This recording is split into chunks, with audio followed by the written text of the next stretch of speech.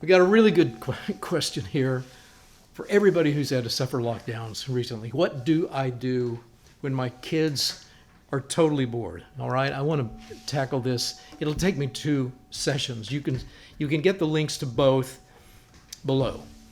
So, yeah, what do you do when your children are totally bored? Now, having raised 7 children, I know life can seem really monotonous at times, but falling into boredom is something that should really never happen to anybody. We learned in our family that staying away from boredom is both a discipline and a choice. It's hard, just like all hard choices and hard disciplines. You got to stay away from it.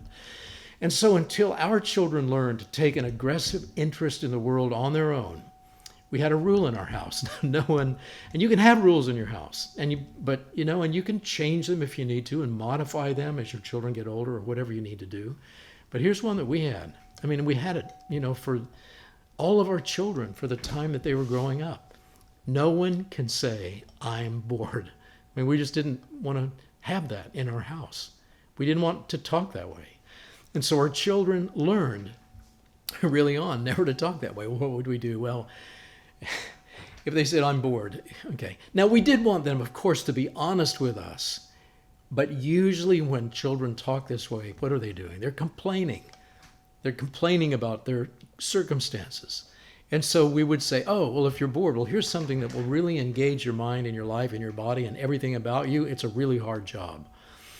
And so they learned to be careful about what they said about being bored, because the jobs we would give them would be really difficult, hard jobs. Now, they were getting those all the time anyway, but they knew that they should be wise in the way that they speak and control their attitude toward life and not allow themselves to be bored, but to look for ways. So anyway, we were trying to steer their affections, steer the way that they would look at life. And I hope some of the things that I relate to in the stories that I tell, and this one will be of help to you. And I want to encourage you to actually fight this. Fight this in yourself, fight this in your children, fight this in your home, because you really don't want it in your home. I know what boredom can do to people. And I tell my children stories about people I've known who would give into this kind of attitude in boredom. And I would tell them stories too about people I knew who were really successful in their attitudes and the way that they lived and their outlook on life. And I'd tell them disaster stories. I would tell them stories about people that they would never ever meet in their life, people who were born in the 19th century that I knew and had died, long before. And many of them I knew well, and telling them stories about real people that we've known. And parents, try to do this, because your children are looking to you to interpret the world for you and to give context to them. So some of these stories I told about people who lived long before them that I had known were helpful to them. I've known veterans of World War I and would tell my boys stories about this.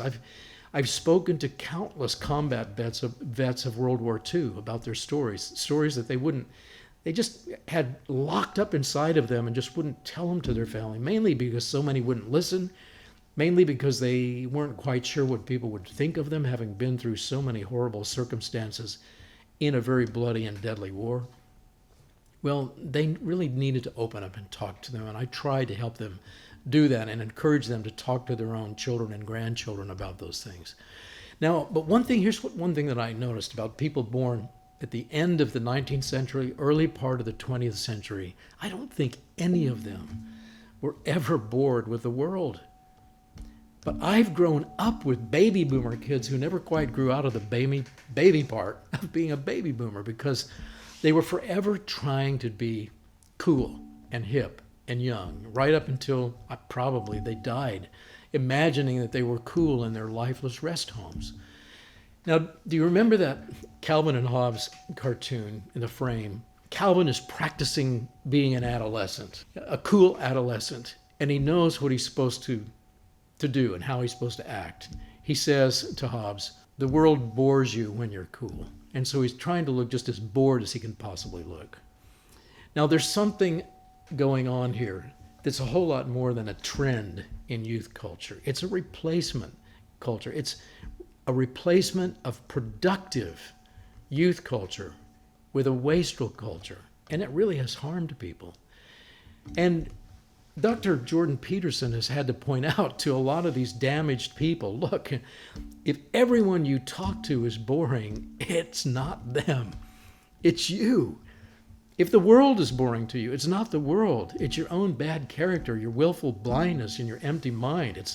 It's not normal for you to go through your youth this way or your life this way. It doesn't have to be this way. So, what is the opposite of the mental passivity which brings boredom?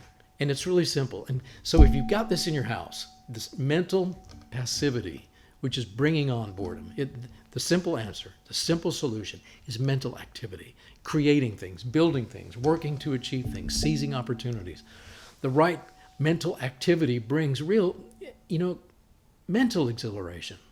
And so the real question we should be asking about boredom is this: how can we direct a child's mind to find real fascination in the world?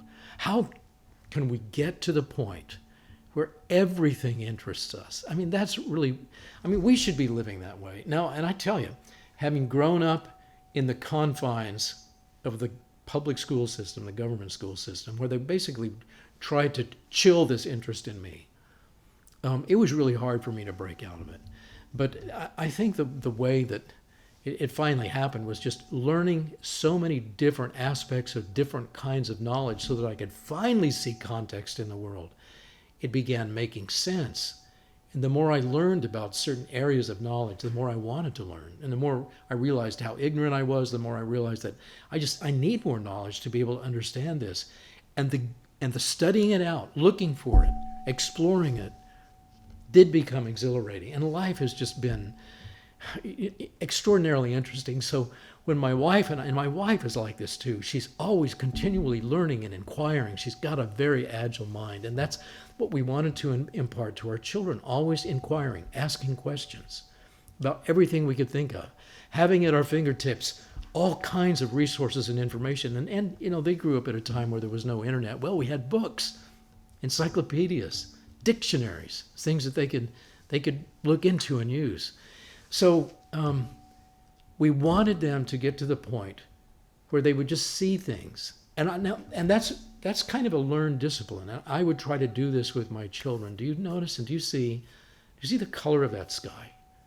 Do you see what's happening out here? Do you see how the storm is coming up? Why do you think that is? What brings that about? And there would just be things I would try to get them to see about the changing of the seasons, the things that were happening right in front of them, and to look for the details, kind of like a naturalist would do. The naturalist who made it their point to study a little piece of nature, or a little piece of the ground, or a little piece of an insect or something. They would just look and look and look and look and try to find every single thing about it that they could see with the naked eye, and then with microscopes and with other tools that they had.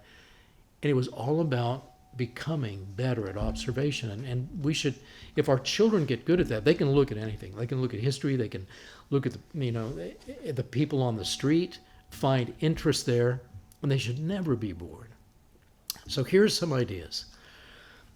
If our children can see us as parents really love learning, they really will begin to love it too. It will be almost impossible for them not to. And this certainly did happen with our children, because my wife sincerely does love to learn. I really do sincerely love to learn. My children now really do sincerely love to learn. They're all adults now. They're grown. They haven't stopped. They've never graduated from any sort of school and thought to themselves, okay, I'm finished now learning. Knowledge is over, books are over, learning is over. No, they still are learning every single day and teaching their children. So if our children can begin to watch us and see us making inquiry about all the things that we don't know about, they will pick this up as a discipline too, learning and exploring and purposeful searching, not just browsing. And when they were little, we did keep a dictionary handy, and we were using it all the time, because there would be words they didn't know, some words that their parents didn't know. We would look it up. And we also had, as I mentioned, an encyclopedia available, and it really was used a lot. And for some of our children, it was really a favorite place to browse, and it is fun to browse a dictionary.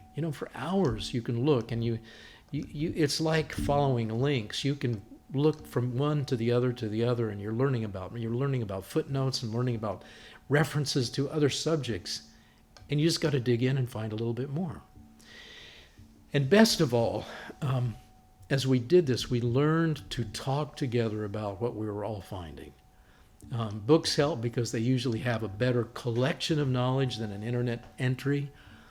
And my wife was really brilliant in how she would plant different books everywhere in our house where our children would go. If they sat down, on this chair, on this sofa, over here, on the floor, or over here, there would be a book they'd never seen before. And they would start flipping through it. Probably not reading the text, but maybe digging into the captions under the photos. Our sons did that a lot. I did that a lot when I was little. And building a knowledgeable base on which more understanding could be built is how then they had something to build the next level of knowledge on. And so here's one thing that young bored men have found fascinating about Jordan Peterson. He can start talking about his field, psychology, and he will take then these brilliant little rabbit trails into biology, sociology, opinion polls, history, economics, politics, media, the scientific method, scientific observation, and somehow he makes all those things really practical to young men who begin to discover that life gets really interesting once you have just a little bit of foundational knowledge which connects all the things that you're learning about. And that's true for Peterson as a scientist. He has to have all these other additional disciplines that intersect and support and help inform what he's learning about and studying. And that's what's interesting about science. And some of the most important conversations that we ever had with our children was simply sharing our fascination and wonder with the world and what we were learning about and how everything really was interconnected. And we would try to get books for our children that would help them in this. Here's one that was a favorite of our family. And our children really did like this one. It's called Connections by James Burke. And it links history to science, and it tries to make the connections, and that's what it's all about, between innovation and invention and history and creativity and wisdom and personality and thinking. And I mean, just for an example, in just one of the chapters in this book, it's talking about banking and how banking was developed in this one particular nation of Italy back in the 15th century, and what happened when people had credit, especially governments had credit. Well, they got money and used money for warfare against other nations. And so there were different banks funding different wars. And they had the money then to develop they had their own little DARPA, and were developing weapons and creating weaponry that they would use in the wars. And then the size of the armies increased, the standing armies, because they had they had money and they had weapons, and they were able to do this. Before that, they couldn't, afford to go to war. Where would they get the money to pay the troops? The people had to be home working on their farms. But once there was credit in the banks, and then the author here, James Burke, starts making connections between what led to what led to what led to what. And he takes it all the way up to the 20th century. And along the way, here's what we learn about. As the size of the armies increased, they needed food. They needed preserved army rations that simply weren't available or needed before the days of the big giant standing armies that were moving across the land.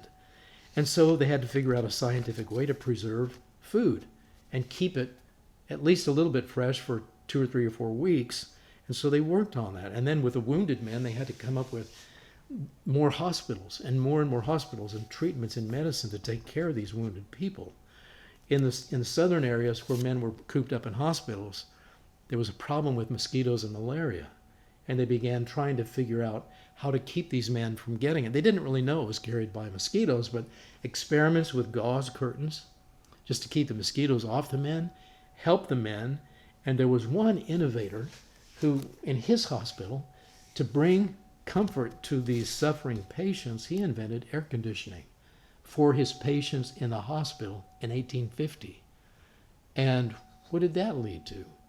It led to a kind of air conditioning that was perfected even more and got so good that it was able to actually make ice in the summertime. And then they used this ice for the problem of keeping food fresh for the armies who were going out to kill each other. And the inventor of this, this ice making machine and this refrigeration machine said, hey, we need to just put this on ships so that we can ship meat, for example, from the plains of Australia up to England, where we need meat. And they were doing that and shipping meat all over the world. Now, this process of refrigeration, he develops even a little bit further. And as it improved, they needed a kind of double-walled thermos, which they developed, and which was then, used in this refrigeration process, keeping liquid ammonium and liquid hydrogen and then things liquid from gas to liquid. And then this technology was adopted by the Nazis to build the V-2 bomber to kill more people, including civilians. But then after the war, Werner von Braun used the same technology that he developed for the V-2 to build the Saturn V rocket, which took Americans to the moon, to walk on the moon. So he'll develop all these connections, and you can see getting economics and money and warfare and weaponry and science and innovation and farming and warfare and space exploration. The more knowledge you get, the more easily you can connect all these things. And this really did help our children to learn that you could do this. There's for example, there's an essay on a pencil by Leonard Read, which is talking about also how many different kinds of arts and sciences and economic disciplines have to come together just to make one pencil. And in the essay, the pencil is speaking in first person, relating its little autobiography, or rather its genealogy, recounting all the things responsible for the birth of one pencil. And it gets into all the saws and the trucks and the rope and the countless other gear that's used in harvesting and carting cedar logs. That's where it begins. To the railroad siding. And the pencil says, think of all the persons and the numberless skills that went into their fabrication.